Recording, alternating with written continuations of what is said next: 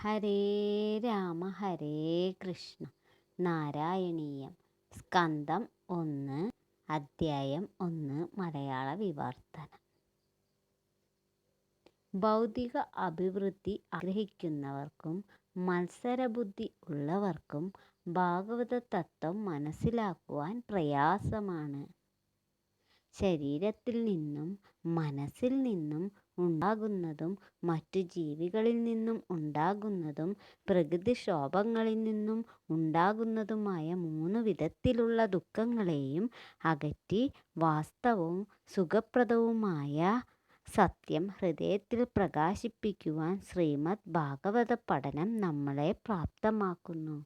ഓം നമോ ഭഗവതേ വാസുദേവായ. സർവം കൃഷ്ണാർപ്പണമസ്തു.